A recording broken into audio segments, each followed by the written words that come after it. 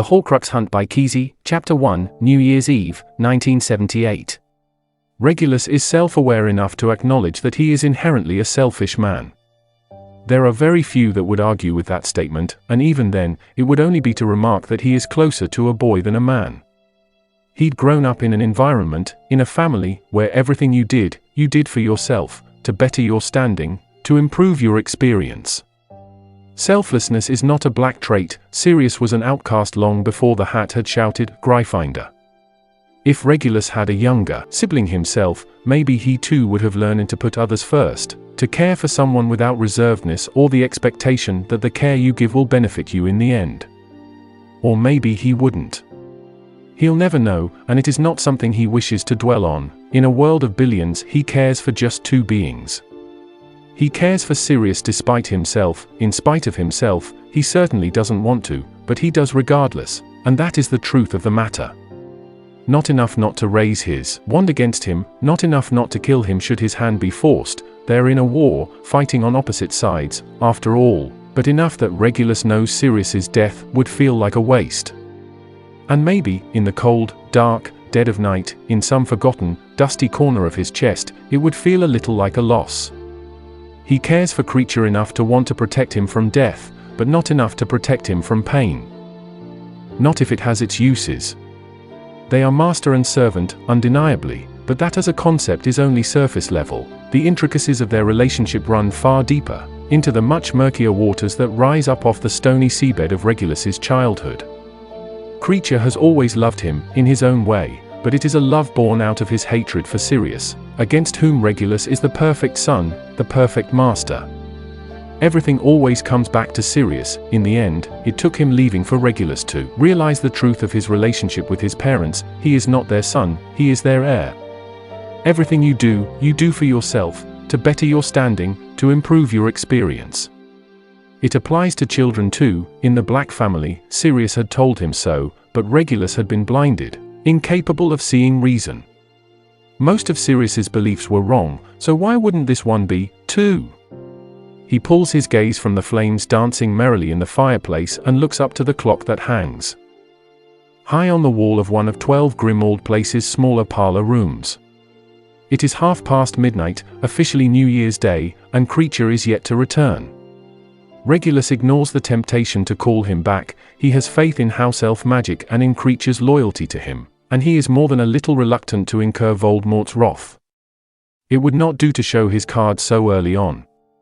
He watches the hands of the clock as they inch further and further into 1979, the soft tick of each passing second, sounding unnaturally loud in his ears as his eyes blur back out of focus, mind racing as he waits. The Dark Lord is arrogant. This is not, in Regulus's opinion, an undesirable trait to have, not in isolation. In fact, hubris is of the more notable of their shared attributes. It is one thing to have a high opinion of oneself, but to allow it to let you underestimate another's intelligence, to overlook their abilities, disregard their determination, is another.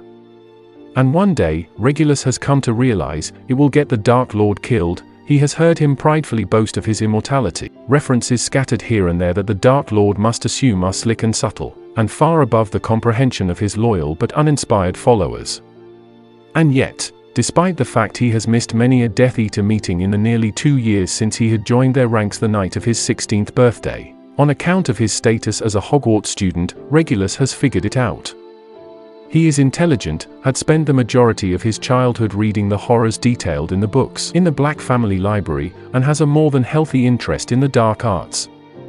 He has figured it out. A Horcrux. Regulus is young, but he is not a child, has not been considered one legally since January, but he had long before that shed his respect and childish adoration for Lord Voldemort like the skin of the snake he is truly proud to be. It is interesting how much can change in the space of less than 2 years. With the haze of youth lifted from his gaze, he can now clearly see that only one man has power on this side of the war, that is, if you could still consider him so. What makes a man? Many would say a soul, but what if it were no longer whole? Sometimes, when he finds himself lying awake in the middle of the night staring up at the canopy of his Hogwarts bed, or, as he has done for the past week, up at the canopy of his Grimmauld bed, he considers the pale, unmarked skin of his parents' forearms. How willing they were to offer up the boy they called their only son. A noble cause, the purification of the wizarding race, and yet not noble enough for Orion and Walburga Black to pledge their allegiance. Regulus had been willing, but Regulus had been a child. Selflessness is not a black trait, not even when it comes to family.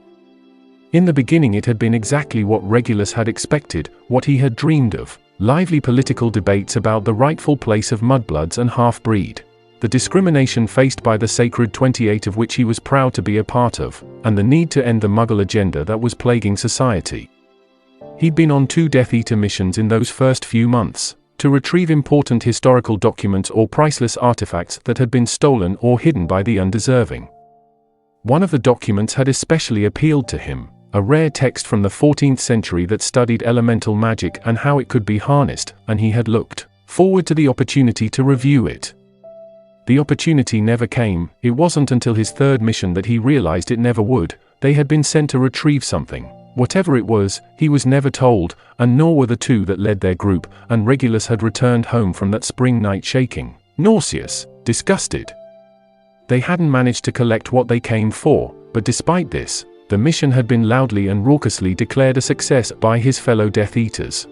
The defenseless man they had left lying dead on the floor of his kitchen was a mudblood, and the fact that his wife, even more defenseless, and even better, a Muggle, had soon followed him was deemed especially worthy of celebration. The Dark Lord did not agree, and the 2 that led their group met a fate much worse than Avada Kedavra on the kitchen floor. The months since that night had confirmed what Regulus now knew as fact. Death Eaters are not supporters. Bearing his mark is not a show of loyalty, it is servitude. They are drunk on the power they don't even hold, mindlessly following orders and even more mindlessly killing, blind to the fact the real power, the knowledge they are gathering on his orders, is held from their grasp.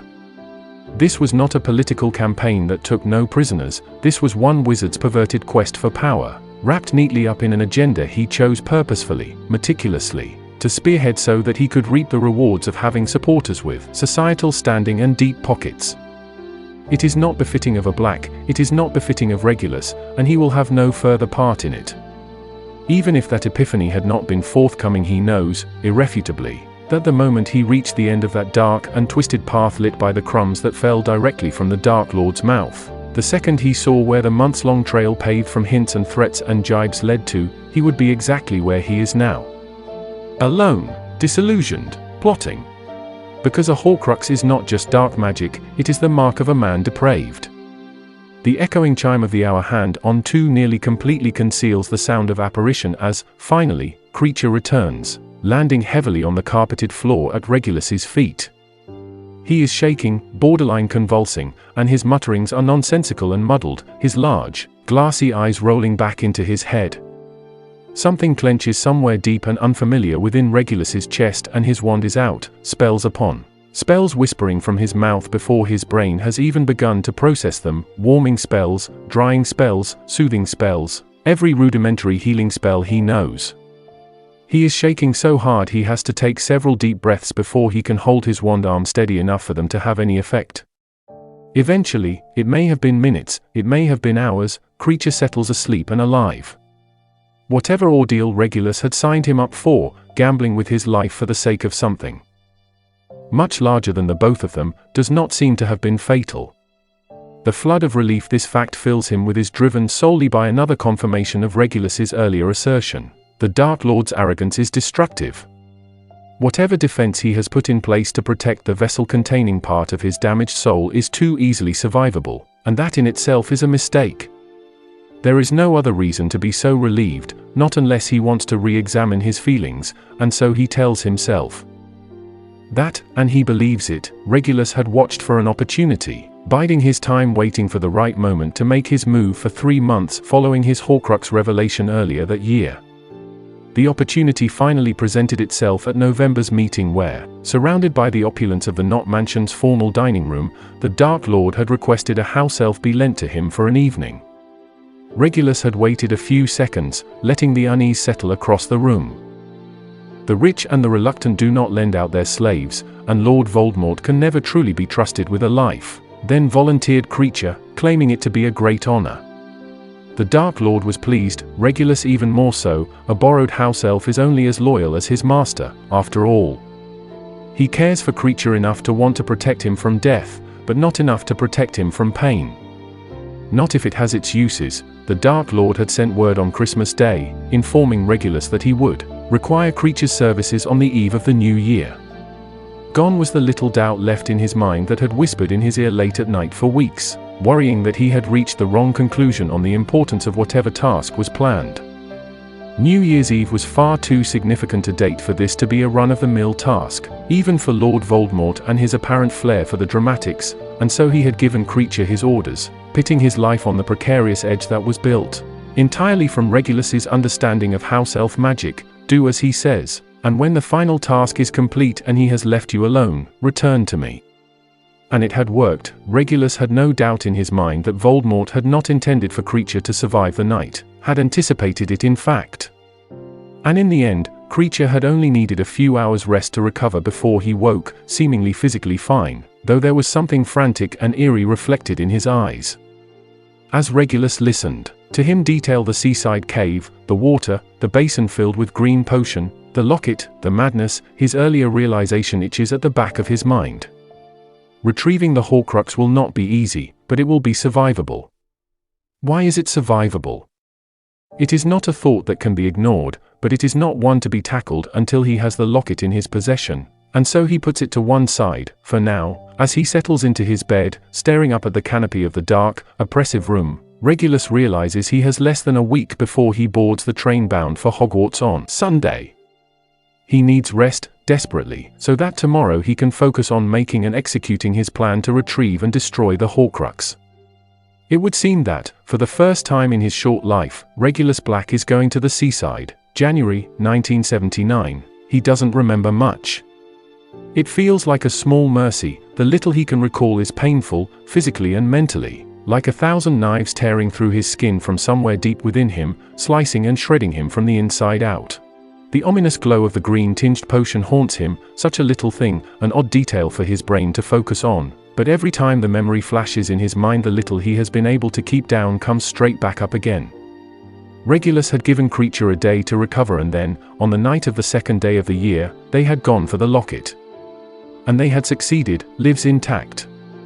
Creature had saved his life by getting them out of the cave, saved him not for the first time, and likely not for the last. Although, if creature was just following his master's orders, does that mean Regulus saved his own life? He had thought long and hard over his words, trying to cover all eventualities, to plan for every possible outcome. At best, creature would get them into the cave and Regulus would make it back out again, with his life and with the locket. At worst, creature would arrive with someone, but leave only with something. Take me to the cave, he had said, take me to the cave, lead me to the basin, and let me drink. And once I have, you must take the locket, replace it with the fake, and you must take us home. He had labored over his next words for hours, to try to ensure he would not be capable of ruining his plan once he had lost his own mind, deep under the spell of that sinister green potion. As soon as the liquid touches my lips, do not listen to a word I say, do not follow any orders I make, until you have taken us home. He had not known at the time how necessary his following words would be, how much coaxing would be required to continue with his task. You must force me to drink, you must force me to continue until the basin is empty. You must make sure you get the locket. Once you have it, and you have replaced it with the fake, and only then, you must take us home. Do you understand? He had asked that repeatedly, and he had always received the same response. Yes, Master Regulus. You are not to take orders from the moment the liquid first touches my lips. You must force me to continue drinking until you can take the locket. Do you understand? Yes, Master Regulus. A good plan considers every option, every outcome. The idea that his actions would go to waste if he did not survive the ordeal was not one that sat well with Regulus. Failure was not an option. So, he had planned for that to never happen. Once you have swapped the lockets, you must bring us home. If you are unable to bring us home safely, and only if it is not possible to get us back home, you must take the locket, and you must leave me there. This is the only way. Do you understand? Creature was hesitant and he was reluctant, but mostly, he was dutiful. Yes, Master Regulus, you must destroy the locket. Do you understand? Yes, Master Regulus. He knows his own abilities, he has confidence in his plan, in himself, in Creature and his house elf magic, but he had to be sure that if all else fails, Creature would not. If you cannot take us home, you will leave me there, and you will take the locket, and you will destroy it. Do you understand, Creature? Yes, Master Regulus, he is not selfless, he is arrogant. He was planning to survive, and so he did, with the locket now in his possession. Regulus considers the thought he had set aside previously. A Horcrux is a powerful thing, and the process of creating one is arduous, and painful, and dark, and the result of such an undertaking should be as valued and protected as a life. After all, technically, it is a second chance at one, and yet Regulus holds it in his hands. He has learned more about Voldemort since he discovered the existence of the Horcrux than he has from any newspaper he had pored over previously, or from the months, the span of nearly 2 years, spent in his role as a Death Eater. It is a truth that Regulus can now accept as fact. The Dark Lord's arrogance causes him to make mistakes. He assumes. The only one to challenge him would be someone similar, someone equal, a lone power that shares his selfish motivations. Not once does it seem that the great Lord Voldemort stopped to consider the basic, childish concept of teamwork in the defenses he so carefully constructed around his most treasured possession. It was this oversight that had led to those defenses being thwarted, in just 2 nights, by barely more than a boy and his house elf. It seems, however, that whilst the greatest challenge that Regulus has to face apparently isn't the acquisition of the Horcrux, it is most certainly proving to be its destruction. His focus had been on retrieving the locket, mistakenly assuming that this would be the most precarious step of his plan, and he now finds himself unprepared. This is not a feeling Regulus experiences often, the chronic and meticulous planner that he is, and he does not like it. Not one bit. He has tried everything he can think of and more, the darkest magics he is capable and willing to perform, and yet they barely leave a mark. He has spent 3 days working tirelessly to complete the task he has taken on, and whilst the locket still gleams gold and unharmed, the clock has run out. It is time to return to Hogwarts.